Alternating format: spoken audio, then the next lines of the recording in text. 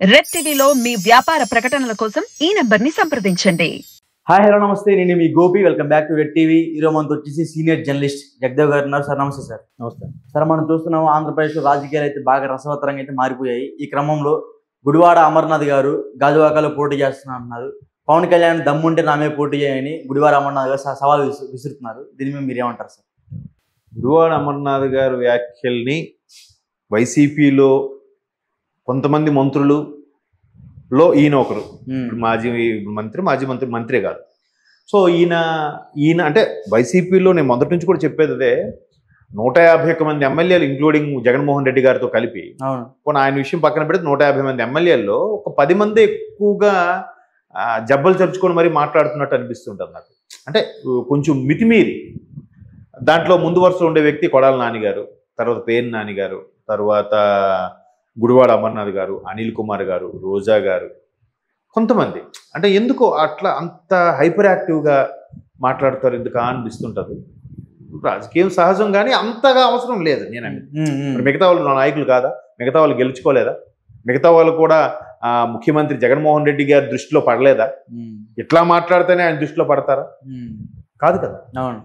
So ఈయన గతంలో కూడా ఒక ఛానల్కి ఇచ్చిన ఇంటర్వ్యూలో ఆయన ఇలాగే అన్నాడు, సార్ ఏంటి మీ మీద ఎంత ట్రోల్స్ జరుగుతున్నాయి, ఎంతగా ఉంది, మీరు ఒక ఐటీ మినిస్టర్ అయింది గుడ్డు మంత్రి అని అంటున్నారు రకరకాలుగా అంటే, అది ఎవరు ట్రోల్స్, మా వాళ్ళు కూడా వాళ్ళు ట్రోల్స్ చేస్తున్నారు కదా, మరి వాళ్ళు ఏమనుకోవాలి, ఇలాంటి ట్రోల్స్ నేను పట్టించుకోను, పైగా మీరు అనుకున్నట్టు అవేం కనలేదు, అక్కడ అన్ని కంపెనీలు వచ్చాయిగా అని కూడా అన్నారు.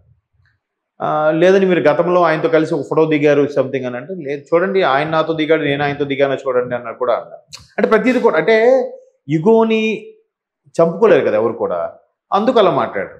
ఆఖరికి ఆ ఇంటర్వ్యూలో ఆయన అడుగుతున్నప్పుడు, సార్ మీరు పవన్ కళ్యాణ్ గారు ఒకసారి బయటికి వెళ్తే జనం ఎవరి వైపు ఎక్కువ గుమ్ముకూడతారు, ఎవరు ఆటోగ్రాఫ్ కోసం ఎగబడతారు అంటే, ఖచ్చితంగా నా ఆటోగ్రాఫ్ కోసం ఎగబడతారని చెప్పారు ఆయన. దానికి ఆ సదరు ఇంటర్వ్యూ చేసే వ్యక్తి కూడా ఒక్కసారిగా పగలబడి నవ్వాడు ఆయన. ఆయనకి తెలుసు అది ఎంత పెద్ద నిజమో అని. మీకు అర్థమవుతుంది. అవును. ఇలాగా పవన్ కళ్యాణ్ అనే వ్యక్తి ఒక్కసారి రాజకీయ విషయం పక్కన పెడితే, సినిమా పరంగా ఆయనకున్న చరిష్మా కానీ ఆయనకున్న ఇమేజ్ పాన్ ఇండియాలో ఎవరికి ఉండదేమో నా అభిప్రాయం. ఎందుకంటారా? నేను దానికి క్లారిటీ ఇస్తాను. అంటే నేనేమో ఆయన వీరాభిమానో పిచ్చో కాదు చెప్తాను, జనరల్గా ఇచ్చేసి మాట. ఆయన అన్ని నవరసాలు పలికించలేడు. ఆయన అన్ని ఎలిమెంట్స్ బాగా చేస్తాడంటే చెప్పలేం. కామెడీ, యాక్షన్ సీన్స్, కొన్ని రకాల ఎమోషనల్ సీన్స్ తప్ప అన్నీ చేయలేడు ఆయన. అంటే తప్పుగా అనుకోవద్దు, పవన్ కళ్యాణ్ ఫ్యాన్స్ ఎవరు హర్ట్ అవ్వద్దు. కానీ ఆయన డ్రెస్సింగ్ సెన్స్కి, ఆయన బాడీ లాంగ్వేజ్కి, ఆయన గెస్చర్స్కి, అది ఆ చేతులు కాళ్ళు ఊపే విధానం, ఆయన బాడీ లాంగ్వేజ్లో ఒక రకమైన స్టైల్, అదంటే జనాలకి పిచ్చి కదా. అవును. అత్తారింటికి దారేది లాంటి సినిమా రిలీజ్ అవ్వకముందే మొత్తం బయటకు వచ్చేసినా కూడా బ్లాక్ బాస్టర్ అయింది, సూపర్ కలెక్షన్స్ వచ్చాయి.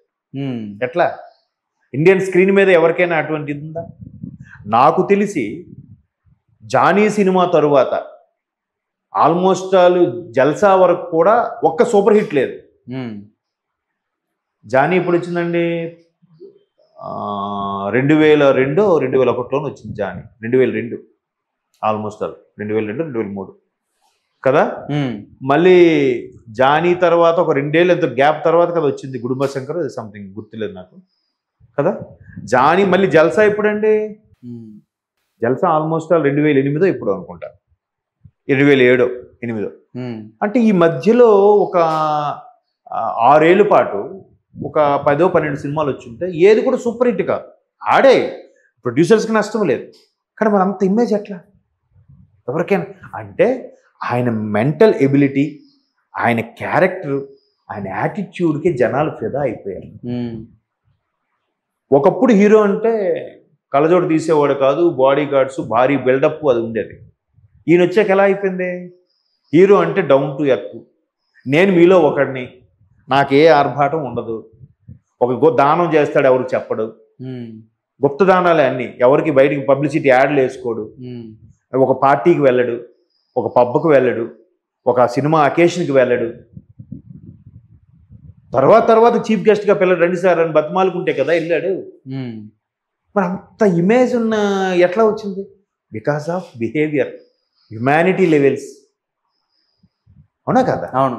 దాని పరంగా ప్రజలకి, అభిమానులకి పవన్ కళ్యాణ్ అంటే పిచ్చి కూడా కాదు, నెక్స్ట్ లెవెల్. రైట్? అవును. అంటే అలాగా ఆ పరంగా చూస్తే అంత ఇమేజ్ ఉన్న వ్యక్తి ఆయన, అమర్నాథ్ గారు ఒకేసారి బయటికి వెళ్తే ఎవరు వెంట ఎక్కువ పడతారండి? ఆయన అలా కూడా స్టేట్మెంట్ ఇచ్చారు. సో రాజకీయ పరంగా ఏదైనా స్టేట్మెంట్ ఇవ్వచ్చు, ఏవైనా అనియొచ్చు, ఏవైనా తిట్టొచ్చు, ఏవైనా మాట్లాడచ్చు. ఏవైనా తిట్టొచ్చు అనేది రీసెంట్గా వచ్చింది ఆ కల్చర్. ఇంతకుముందు అది ఉండేది కాదు. అవును.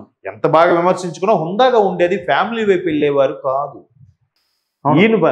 ఈ ప్రభుత్వం వచ్చి, కొన్ని ప్రభుత్వాలు వచ్చిన తర్వాత మరీ పర్సనల్గా ఆడికి 3 పెళ్ళిళ్ళు అయ్యాయి. పవన్ కళ్యాణ్ 3 కాదు 30 చేసుకుంటాడు. నీకు ఎందుకయ్యా? నీకు అడిగిన క్వశ్చన్ ఏంటి? ఏమయ్యా భోంచేసావా అంటే చేశానని చెప్పాలి, లేదా చేయలేదని చెప్పాలి.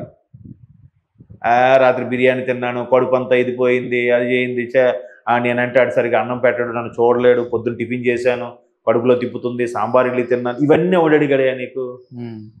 అన్నం తిన్నాను, తినలేదు, అంతే. అలాగా పోలవరం ప్రాజెక్ట్ ఏమైందయ్యా? పవన్ కళ్యాణ్ 3 పెళ్లిళ్ళు చేసుకున్నాడు, ఈయన కూడా ప్రశ్నించడమే. 3 పెళ్లిళ్ళు చేసుకున్నాడు, ప్రశ్నించడా? ఇప్పుడు లెక్కర్ షాపులు మెయింటైన్ చేస్తున్నారు.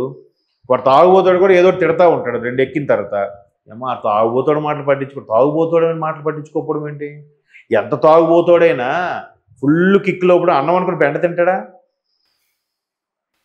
కేవలం లేని ధైర్యాన్ని మీదకు తీసుకోవడానికే అని మాట్లాడుతుంటారు, లైట్గా కిక్ ఇచ్చినట్టుగా యాక్ట్ చేస్తూ మాట్లాడతారు. సో తాగుబోతాడు నిజం మాట్లాడతాడు ఆ పరంగా. లేని ధైర్యాన్ని తెచ్చుకొని ఎగదోసుకొని మాట్లాడతాడు. సో అలాంటప్పుడు లెక్కర్ షాపులను మూసేయాలి, గవర్నమెంట్ పడిపోతాయి మూసేస్తాయి.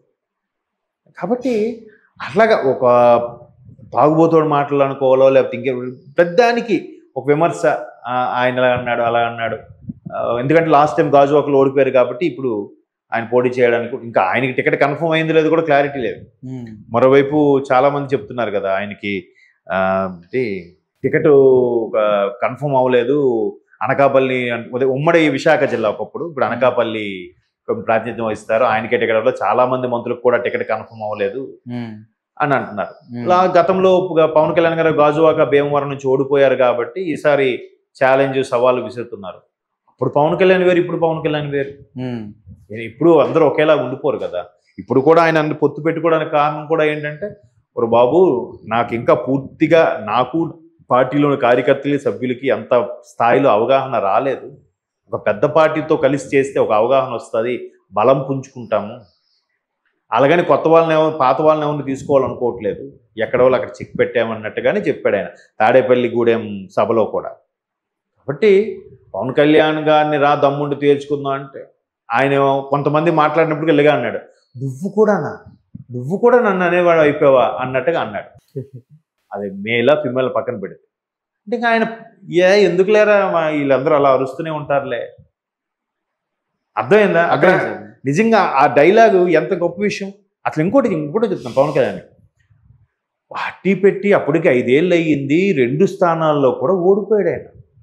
ఇంత జనసేన ఏదో ప్రబంధం సృష్టించేస్తుంది అనుకుంటే 2 స్థానాల్లో ఓడిపోవడం కాక ఆయన ఒకే ఒక్క సీటు గెలుచుకుంటాడు జనసేన తరఫున. ఆ గెలిచిన ఒక్క సీటు కూడా మళ్ళీ వైసీపీలోకి వెళ్ళిపోయింది.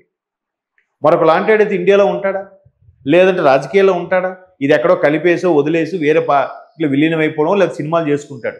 దాని బెస్ట్ ఎగ్జాంపుల్ ఇప్పుడు చిరంజీవి గారేగా. మరి ఇప్పుడు అలా కాదే, 3వ రోజు మళ్ళీ జనాల్లోకి వచ్చాడే.